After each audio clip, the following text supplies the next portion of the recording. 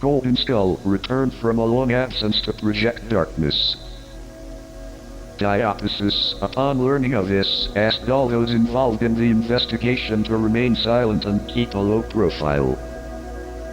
Robert Laudain invited Golden Skull to what he considered another interview, during which he asked the very first questions and continued with the most pressing ones. Here is a transcript of the saved interview.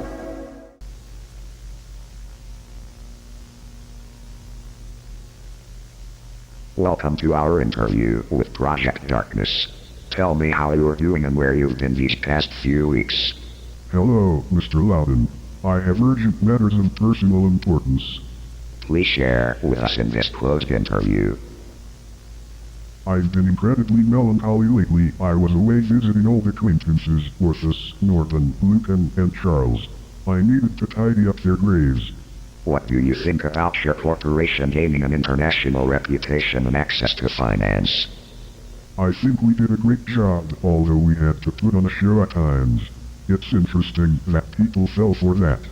What do you mean? You don't know the big picture, Mr. Laudain. As far as I know, you are not familiar with my second general, Arthropod.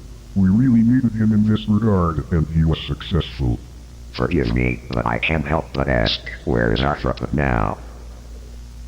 A year ago, we had to destroy with Agent E-132 for his crimes.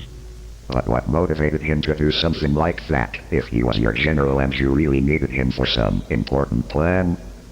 The thing is, for any organization dedicated to protecting people and other creatures to gain reputation and money, it needs to be involved in some great and terrible deed that will subsequently help the corporation emerge from hiding. The thing is, Arthropod isn't just an agent with the highest authority. Killing him was in itself the removal of a dangerous creature, one that could unleash the wrath of nature, or rather the wrath of Arthropods, against all of humanity. Do you really believe that? Probably not. I don't believe it. Because I always knew Arthropod was obsessed with faith and religion, and he was once very fascinated by all sorts of stories, from various biblical authors and other stories. So yes, I don't believe he's capable of such a thing, whether he's alive or dead. Tell me, if he's dead, killed by your hands as you said, then why did you ask for the date and other files on him to be deleted 2 or 3 weeks ago? I don't want to leave anything that reminds me of him. What about the MIA Monstrology Division? The contract itself was needed to keep his own corporation afloat and receive some financial support for his participation. What do you say about why most of the agents were at an unknown meeting, while only you and Agent E-132 neutralized Arthropod? A crowd of people would have greatly hindered us in realizing the outcome we all know. And the main question of this interview, where are the graves? Excuse me? Where are the graves of Arthropod and his so-called assistant, Scream? Where is the saved date of his death and the reason for the redacted materials related to him? How do you explain this? I'm not going to answer that. Please turn off the camera.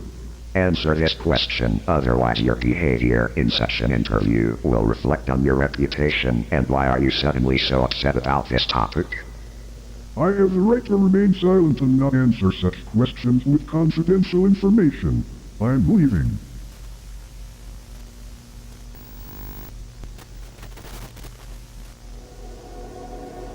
This ends the recording.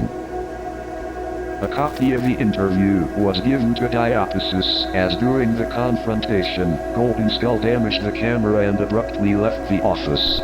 It was clear that Golden Skull was keeping the cover-up of the alleged crime a secret.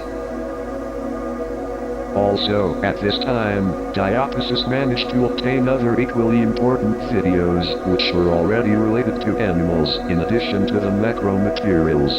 It was decided to publish these as well. Here are those videos.